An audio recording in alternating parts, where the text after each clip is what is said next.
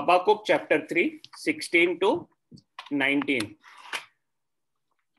ये जो भाग है वो पढ़ने के बाद ऐसे शीर्षक दे सकते हैं कि faith enables rejoicing even in adversity. Faith enables rejoicing even in adversity. विश्वास हमें विपत्ति की परिस्थितियों में भी आनंदित रहने में सक्षम बनाता है। विश्वास हमें विपत्ति की परिस्थितियों में भी आनंदित रहने में सक्षम बनाता है। तो आज हम देखेंगे कि ये विश्वास के बारे में हम 3 चीजें देखने वाले हैं। जब भी हमारी परिस्थिति खराब होती है हम बहुत निराश हो जाते हैं। कभी कभी हम लोग कुड़कुड़ा करने लगते हैं और हार मान लेते हैं। हमारा जो ध्यान है वो हमारे समस्या के ऊपर केंद्रित रहते हैं और हम काफी दुखी हो जाते हैं। हबाकुक को परमेश्वर ने बहुत स्पष्ट रीत से बताया था कि जूडा के ऊपर वो उसका न्याय बहुत निकट है। परमेश्वर उनके ऊपर न्याय करने वाला है उनके पाप के लिए। चैप्टर 1 में हमने ये पढ़े कि परमेश्वर कहता है कि जूडा का पाप भर गया है और वो उनके ऊपर न्याय करके दंडित करेगा और उसके लिए वो बेबीलोन को खड़ा कर रहा है। और ये बेबीलोन बहुत क्रूर देश है। ये सोच के हम देखते हैं कि एक बहुत चिंताजनक और डरावना संभावना हम देखते हैं हबाकुक के सामने आके खड़ा था। परमेश्वर ने हबाकुक को ये भी बताया था और वो हमने चैप्टर 2 में देखे, परंतु धर्मी अपने विश्वास के द्वारा जीवित रहेगा। तो ये आश्वासन परमेश्वर ने हबाकुक को दिया था कि धर्मी जन अपने विश्वास के द्वारा जीवित रहेगा। तो ये एक आश्वासन हबाकुक के पास था कि जो परमेश्वर है और जो कवनेंट कीपिंग गॉड है वो अपने लोगों को धार्मिक बनाने में बसा हुआ है और वो कहता है कि धर्मी जन अपने विश्वास के द्वारा जीवित रहेगा। आज के पैसेज में से हम देखेंगे कि हबाकुक अपनी परिस्थिति के साथ कैसे डील करता है। वो विश्वास से इस समस्या का सामना करता है। तो पहले हम देखेंगे कि faith in an adverse situation. विपत्ति की परिस्थिति में विश्वास। हबाकुक की परिस्थिति एक विपत्ति की परिस्थिति थी और उसमें विश्वास विपत्ति के परिस्थिति में प्रकट होता है। वर्स 16 हम पढ़ेंगे। निधि वर्स 16 पढ़ सकेंगे?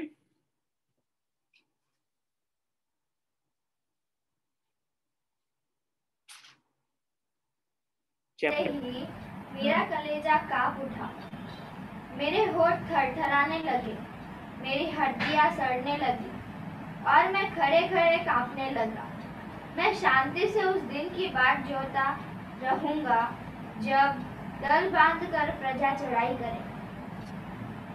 इधर हम देखते हैं कि हबाकुक ने जब ये सुना तब उसका कलेजा कांप उठा। वो थरथरा, उसके ओठ भी थरथराने लगे, उसके हड्डी सड़ने लगी और वो खड़े खड़े कांपने लगा। तो ये हम देखते हैं कि हबाकुक पूरी तरह से थरथराने लगा जब ये याद कर रहा था कि एक क्रूर जाति बेबीलोन उनके ऊपर हमला करने वाली है और उनके ऊपर वो कब्जा करेगी।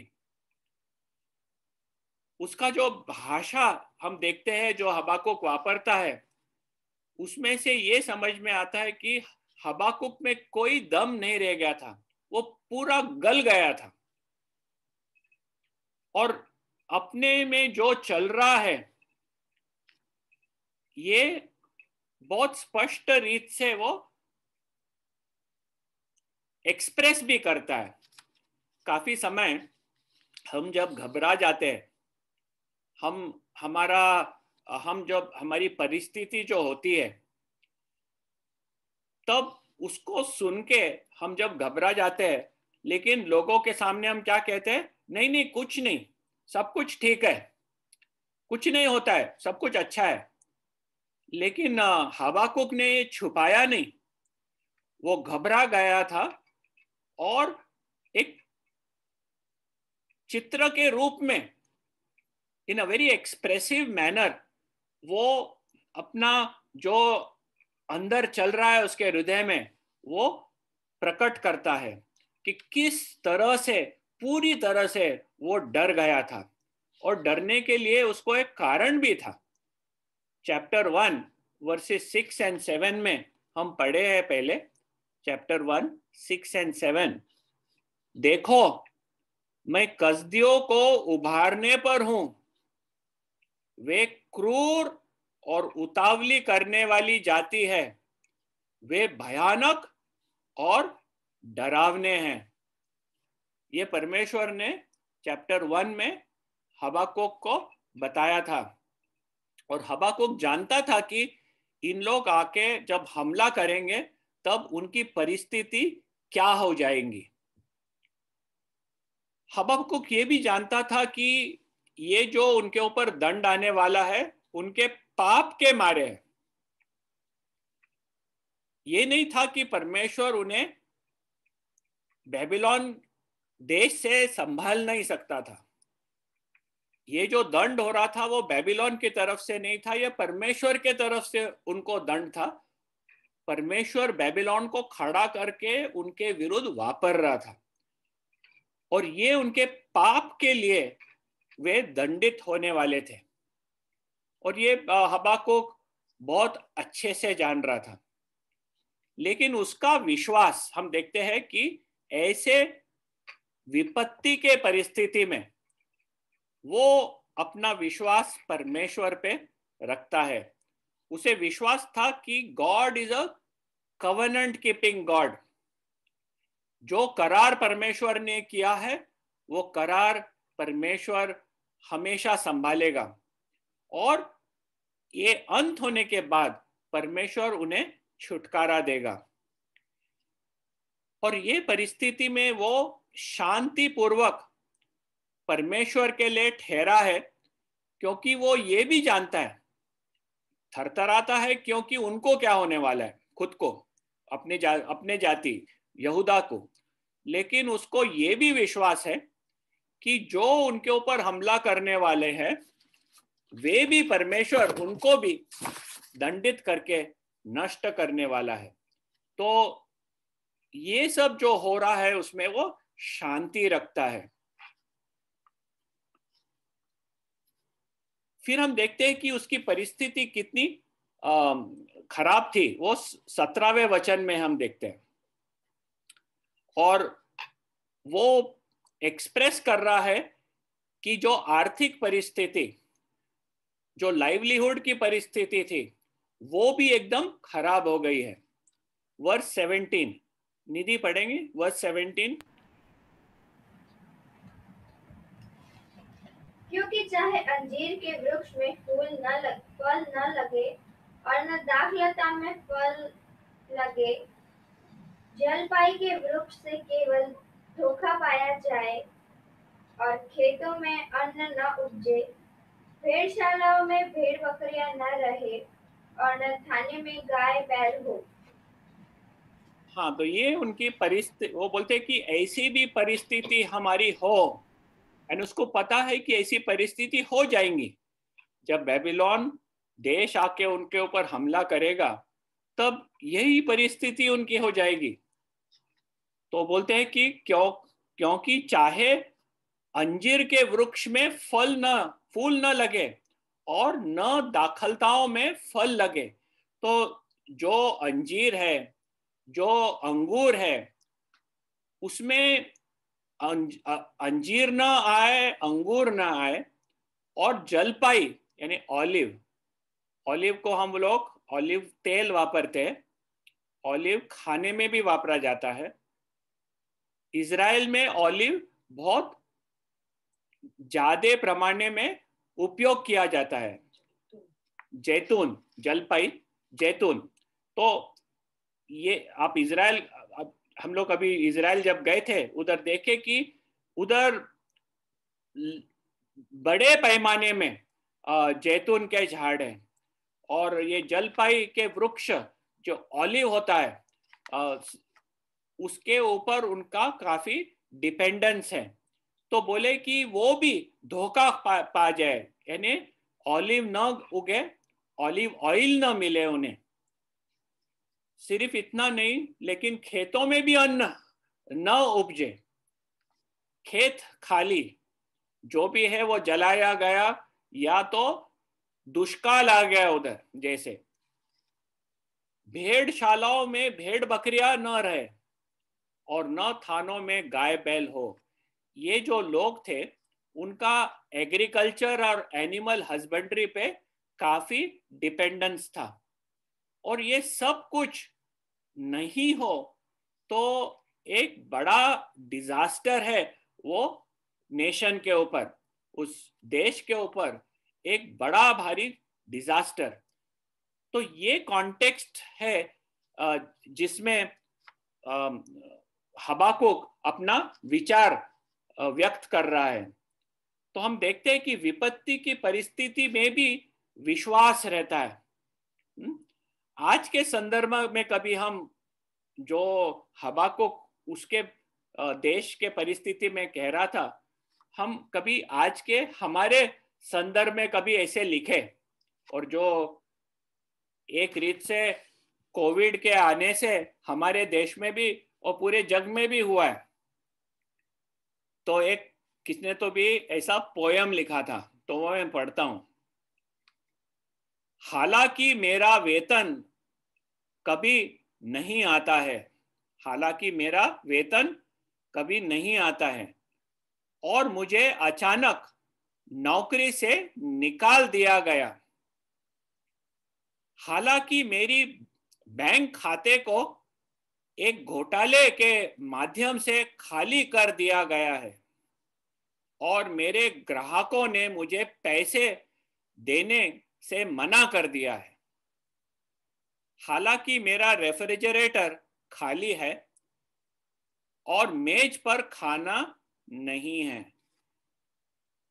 जो हबाकुक उसके सिचुएशन में जब वो कहता है कि अंजीर नहीं है या अंगूर नहीं है या खेतों में अन्न नहीं है, ये आज के परिस्थिति में जो मैंने अभी पढ़ा वो कंपैरिजन होता है।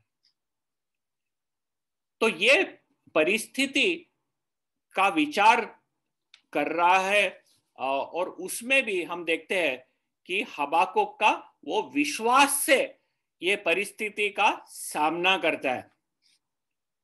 आज जब हम हमारा जीवन को देखें तो हर एक के जीवन में इन परिस्थिति में कोई ना कोई तकलीफ और कठिनाइयां आती है। क्या हमारी जो परिस्थिति है वो अनबेरेबल हो गई है, जो हम खुद नहीं संभाल सकते? ऐसे लगता है कि ये हम बिल्कुल नहीं संभाल सकेंगे, ऐसी परिस्थिति हमारी हो गई है। क्या हमें ऐसा लग रहा है? विश्वास का मतलब है हम हमारे आंखें परमेश्वर की ओर फिराते हैं और उसके ऊपर भरोसा रखते हैं।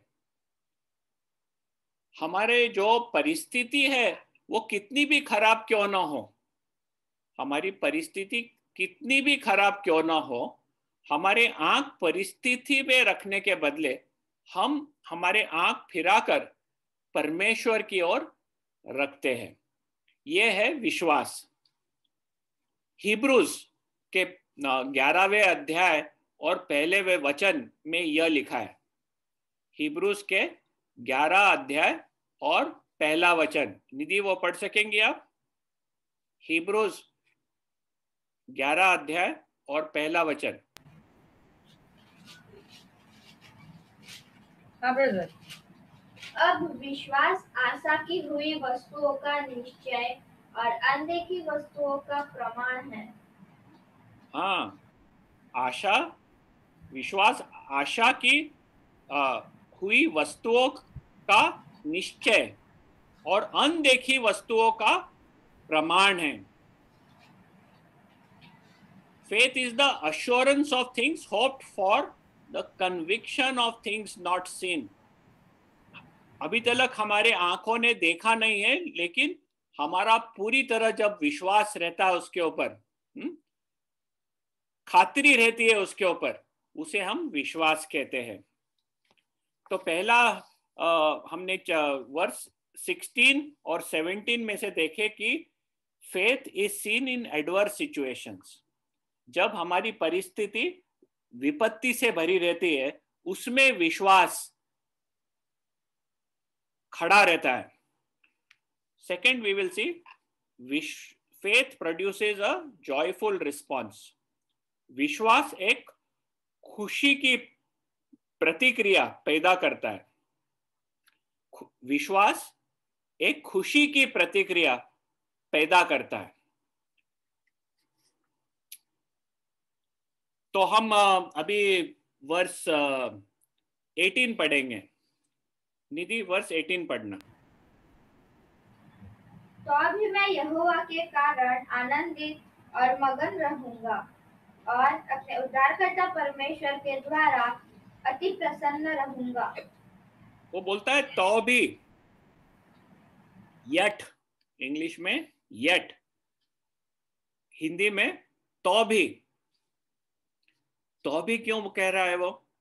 यानी जो परिस्थिति है वो एकदम खराब है। ये जो बेबीलोनियंस आने वाले थे, बहुत क्रूर लोग थे। उनका नष्ट जो होने वाला था वो बहुत बुरी तरह से नष्ट होने वाले थे। जो उनकी खेती बाड़ी थी वो सब खाली हो जाने वाली थी। जो भी संपत्ति उनकी है वो सब नष्ट हो जाने वाला था। उनके हाथ में कुछ बचने नहीं वाला था। उनके पॉकेट खाली रहने वाले थे। बैंक बैलेंस तो है ही नहीं। लेकिन वो बोलता है कि तो भी ये तो भी पूरा उसका जो परिवर्तन या जो परिस्थिति है उसे बदल देता है। तो भी मैं यहोवा के कारण आनंदित और मगन रहूंगा। परिस्थिति खराब है, लेकिन वो बोलता है कि मैं आनंदित और मगन रहूंगा। ये आनंदित और मगन कैसे? यहोवा के कारण। जब हमारे परिस्थिति में यहोवा आ जाता है, जब प्रभु यीशु ख्रिस्त आता है हमारे परिस्थिति में, तब हमारी परिस्थिति क्यों ना कितनी खराब हो, उसके आने से, उसके कारण से हम आनंदित और मगन रह सकते हैं। और इधर हम देखते हैं कि किस तरह से हबाकुक अपने बहुत बुरी परिस्थिति में आनंदित और मगन रहा और अपने उद्धारकर्ता परमेश्वर के द्वारा अति प्रसन्न रहूंगा।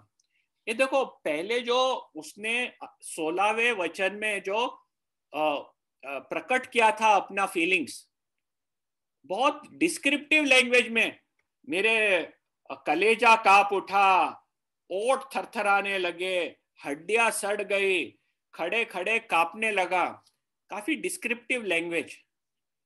अभी जब विश्वास से वो परमेश्वर की तरफ देखता है, तब हम देखते हैं कि विश्वास एक खुशी की प्रतिक्रिया कैसे पैदा करती है, और वो अपने आप को आनंदित और मगन और अति प्रसन्न करके वो खुद को और खुद की परिस्थिति को बोलता है।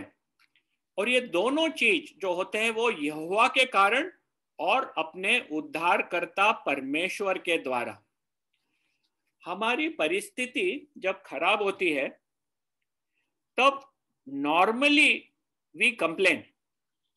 जब हमारी परिस्थिति खराब होती है, आर्थिक परिस्थिति बोलो, हमारी प्राकृतिक परिस्थिति बोलो, हमारा जो व्यवहारिक परिस्थिति बोलो, जब उसमें कोई प्रॉब्लम्स आते हैं तो हम कुड़कुड़ाने लगते हैं, हम कंप्लेन करते हैं, हम परमेश्वर के ऊपर क्वेश्चन मार्क करते हैं। तो नॉर्मली जब भी परिस्थिति खराब हो जाती है हम कुड़कुड़ाने लगते हैं। लेकिन हबाकुक इधर बताता है हमें कि जब हम परमेश्वर के ऊपर ध्यान रखते हैं हम आनंदित रह सकते हैं। काफी किताब लिखे हैं about how to have a positive mind. एक पॉजिटिव रीत से इस जग की सामना करने के लिए काफी किताबें लिखे हैं, लेकिन ये पॉजिटिव थिंकिंग के बारे में नहीं है। ये नहीं है कि हम हमारी जो परिस्थिति हम छुपा देते हैं और खुद को कन्विंस करते हैं कि सब कुछ ठीक है, ये नहीं है। ये वो कहता है कि जो परिस्थिति है वो वैसे है, जो आक्रमण होने वाला है वो होने वाला है, जो उनकी संपत्ति सब मिट जाने वाली है वो मिट जाने वाली है। लेकिन जब वो यहोवा की तरफ आंख फिराता है, वो उद्धारकर्ता परमेश्वर की ओर आंख फिरा देता है, तब कुछ एक परिवर्तन हो जाता है। अभी उस कठिन परिस्थिति में वो आनंदित और अति प्रसन्न रीत से जी सकता है। अभी देखेंगे कि ये प्रसन्न होने के लिए हमें क्या मदद परमेश्वर के वचन में से मिलती है। पहला हमें ये देखना है कि रिजॉइसिंग इज अ चॉइस। आनंद होना, आनंद से भरपूर होना इज अ चॉइस। हबाकुक ने ये चूज को क्या बोलते हैं, पसंद किया कि वो परमेश्वर में आनंदित रहेगा। उसको एक चॉइस था कि वो कुड़कुड़ कर सके या तो परमेश्वर में आनंदित हो। And he chose to rejoice. उसने पसंद किया कि वो परमेश्वर में आनंद करेगा।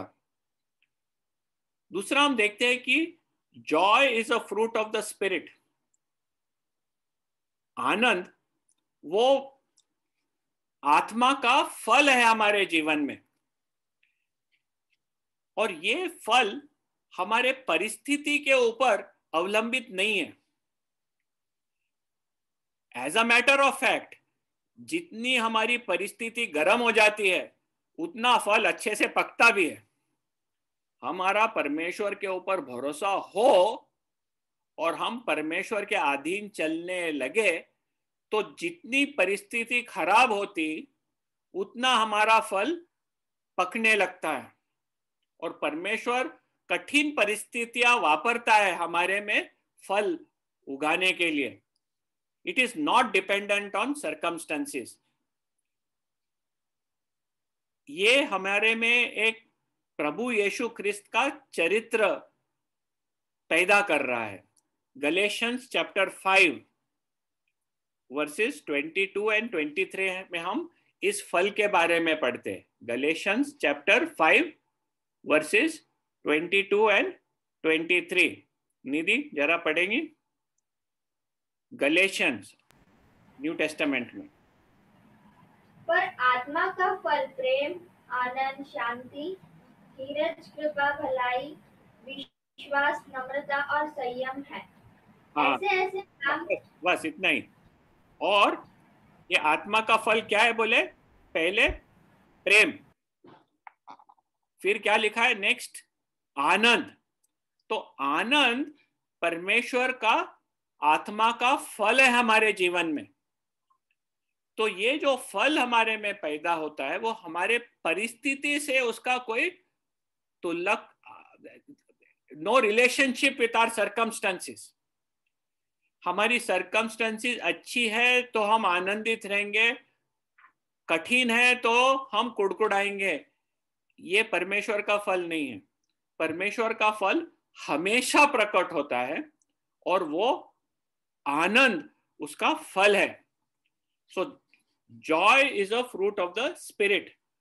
तीसरा हम देखेंगे कि आनंद परमेश्वर का आदेश है।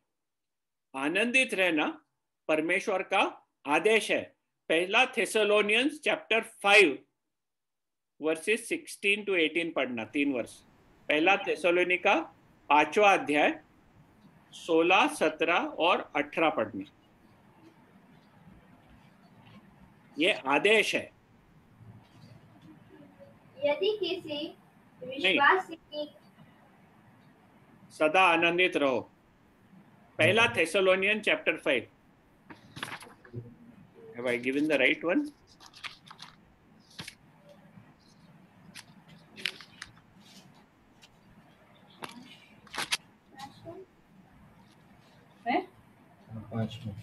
पहला थेसलोनियन चैप्टर 5।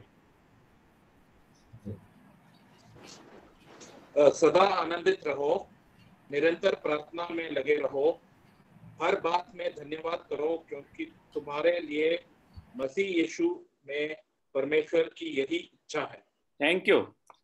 तो हम देखते हैं कि ये एक आदेश है, सदा आनंदित रहो, हर बात में धन्यवाद करो, क्योंकि यही यीशु में परमेश्वर की यही इच्छा है हमारे लिए।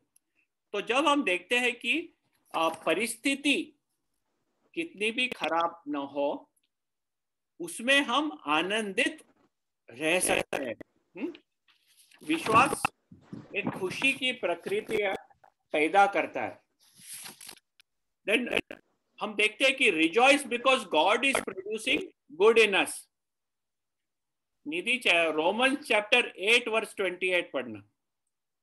परमेश्वर हमारे जीवन में अच्छा पैदा कर रहा है, इसलिए हम आनंदित रह सकते हैं। रोमन्स 8:28।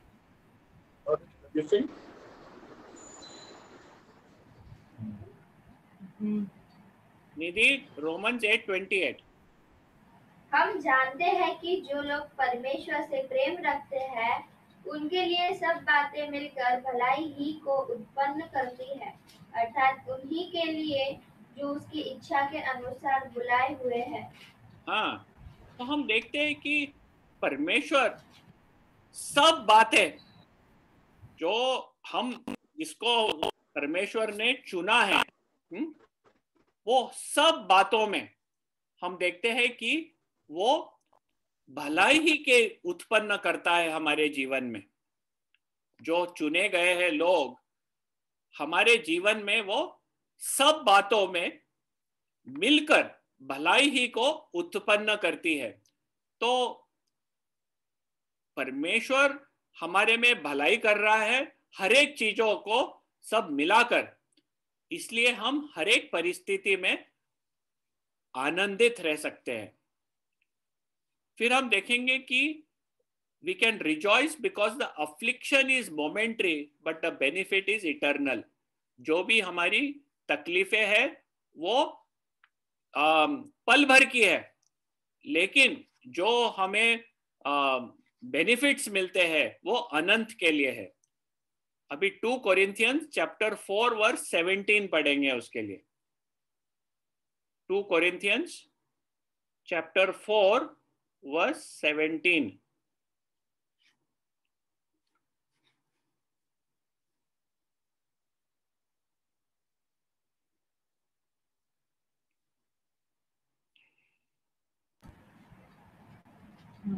क्योंकि हमारा पल भर का हल्का सा क्लेश हमारे लिए बहुत ही महत्वपूर्ण और अनंत महिमा उत्पन्न करता जाता है। तो हम देखते हैं कि करता जाता है, करता जाता है। हमारा पल भर का क्लेश, ये जो क्लेश जो हो रहा है, हमें जो भी परमेश्वर हमारे को हमारे जीवन में क्लेश लाता है, वो पर भल का है और वो हल्का सा है। लेकिन जो हमारे जीवन में परमेश्वर तैयार कर रहा है, वो बहुत ही महत्वपूर्ण और अनंत महिमा उत्पन्न कर रहा है। ये सोच के हम जब वो हल्का और पल भर के क्लेश के अंदर से जब प्रसार करते हैं, हमारे में आनंद रह सकता है, क्योंकि परमेश्वर एक महत्वपूर्ण और अनंत महिमा हमारे में उत्पन्न कर रहा है। हम जब हमारे जीवन को जांचते हैं, तो किस तरह से हमारा प्रतिसाद होता है हमारे परिस्थिति के ऊपर जब परिस्थिति कठिन हो जाती है? क्या हम परमेश्वर का हाथ हमारे परिस्थिति में देखते हैं? क्या हम निर्णय ले सकते हैं कि कौन सी भी परिस्थिति हो, अच्छी या कठिन, मीठी या कड़वाहट, हम उसमें आनंद करेंगे, ये जान के कि ये परमेश्वर का हमारे लिए इच्छा है उसकी। तो हमने दो चीज देखे कि विपत्ति की परिस्थिति में विश्वास, फिर दूसरा देखे कि विश्वास एक खुशी की प्रतिक्रिया पैदा करता है, और लास्टली हम देखेंगे कि फेथ प्रोड्यूसेस अ होपफुल फ्यूचर। विश्वास एक आशातीत भविष्य का निर्माण करता है।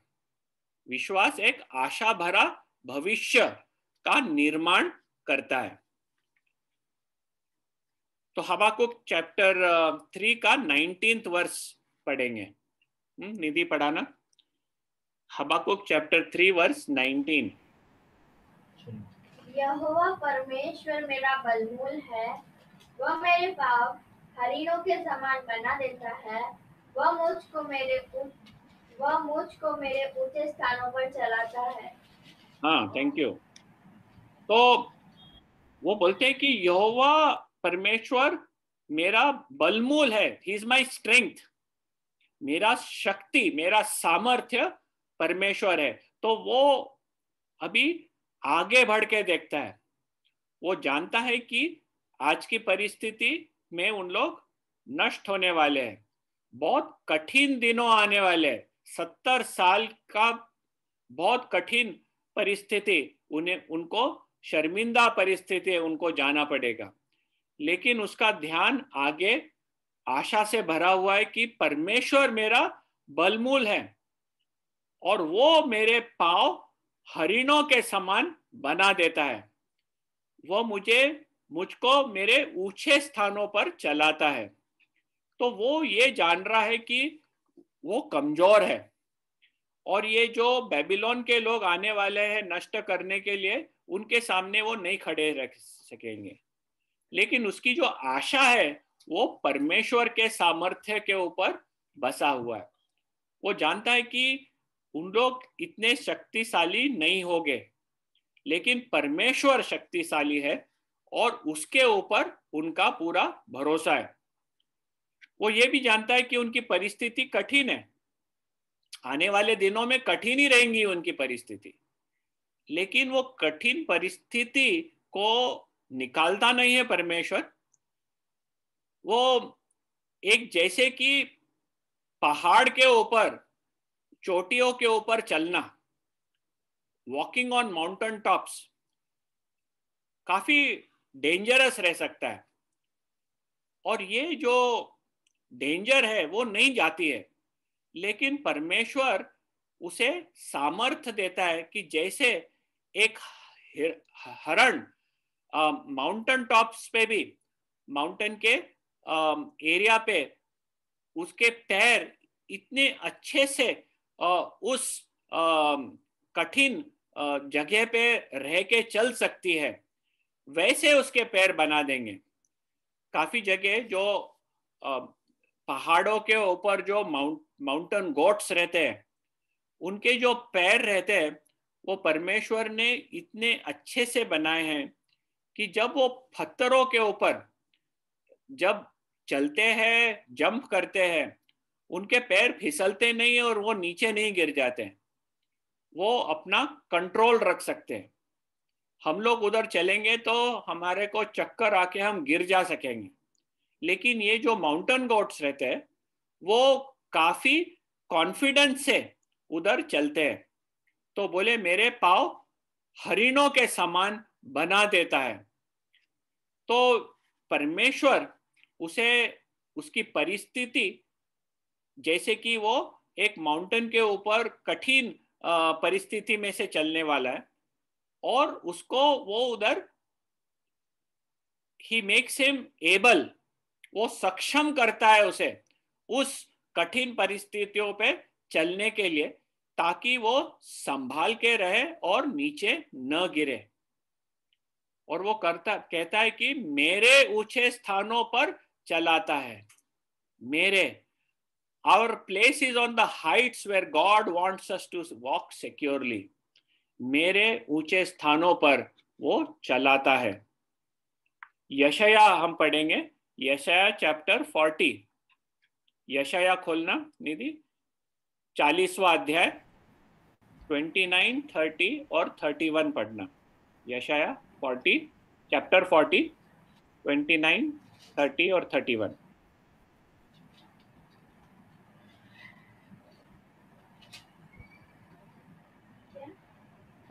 29, 30, 31।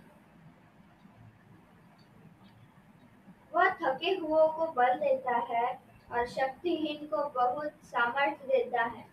तरुण को थकते और श्रमित हो जाते हैं, जवान ठोकर खाकर गिरते हैं, परंतु यहोवा की बाट जोहते हैं वे नया बल प्राप्त करते जाएंगे। वे उकाबों के समान उड़ेंगे, वे दौड़ेंगे और श्रमित न होंगे, चलेंगे और थकित न होंगे। हाँ, तो इधर बताता है कि वह थके हुए को बल देता है और शक्तिहीन को बहुत सामर्थ्य देता है।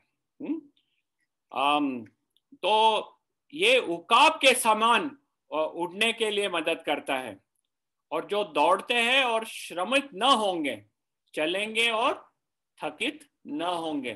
तो इस तरह से परमेश्वर उसके लोगों को मदद करता है, कठिन कठिन परिस्थितियों में से ले जाके उन्हें सक्षम करता है उसमें से आगे बढ़ने के लिए।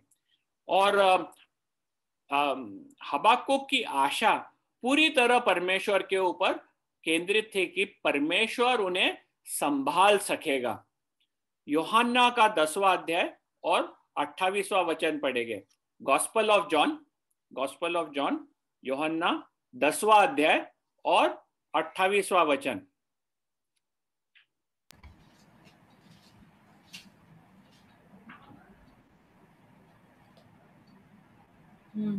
और मैं उन्हें अनंत जीवन देता हूँ, वे कभी नष्ट न होंगी और कोई उन्हें मेरे हाथ से छीन न लेगा। तो ये प्रभु यीशु ख्रिस्त हमें आश्वासन देता है कि मैं उन्हें अनंत जीवन देता हूँ और वे कभी नाश न होंगे। परमेश्वर हमें संभाल के रखता है। जो उसके ऊपर विश्वास किया है वो जीवित रहेगा। प्रभु यीशु ख्रिस्त उसे संभाल के रखेगा और कोई उन्हें मेरे हाथ से छीन न लेगा। हबाकुक चैप्टर 2 वर्स 4 में हमने ये पढ़े थे, एंड वो एक सेंट्रल मैसेज है हबाकुक का कि परंतु धर्मी अपने विश्वास के द्वारा जीवित रहेगा। बहुत सारी चीजें हो रहे हैं, लोगों ने पाप किया, परमेश्वर उनके ऊपर दंड ला रहा है। परमेश्वर के रीत मनुष्य के रीतों से अलग है, हम समझ भी नहीं सकते। इसलिए परमेश्वर बोलता है आप लोग शांत होके मेरे सामने शांत रहना। लेकिन वो एक आश्वासन देता है कि धर्मी अपने विश्वास के द्वारा जीवित रहेगा। हाँ, आज हबाकुक के हम लेसन में से पढ़े ये विश्वास के बारे में कि विपत्ति की परिस्थिति में विश्वास रहता है। Faith is present in adverse situations. ऐसे नहीं कि हमारा विश्वास सिर्फ अच्छे परिस्थिति में रहेगा, विपत्ति की परिस्थिति में भी विश्वास ठहरा है। दूसरा हमने देखे कि विश्वास एक खुशी की प्रतिक्रिया पैदा करता है। It produces a joyful response.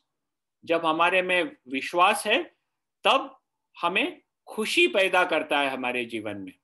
और तीसरा हमने देखे कि विश्वास एक आशा की भविष्य का निर्माण करता है। It produces a hopeful future. आगे बढ़ के परमेश्वर हमें कैसा चलाएगा। हम जब हमारी परिस्थिति के ऊपर ध्यान देते हैं, क्या वो कठिन है? क्या हम चिंतित हैं लोग? हम लोग भी परमेश्वर के ऊपर ध्यान रख के आनंदित रह सकते हैं। ये हम चॉइस कर सकते हैं। आनंदित रहना हमारे लिए एक चॉइस है। हमारे जो परिस्थिति है वो आनंद को बिल्कुल टच नहीं कर सकती, और हम विश्वास के द्वारा आगे परमेश्वर की आशा के ऊपर हमारा पूरा ध्यान रख सकते हैं। Our faith in God can see us safely through all situations in life. हमारा परमेश्वर के ऊपर जो विश्वास है वो हमारे जीवन में जो भी परिस्थिति आई उसमें से हमें सुरक्षित ले जा सकता है। और हबाकुक चैप्टर 2 वर्स 4 हमेशा हमारे जीवन में हम ध्यान करेंगे कि परंतु धर्मी अपने विश्वास के द्वारा जीवित रहेगा। यह है परमेश्वर की इच्छा हमारे जीवन के लिए।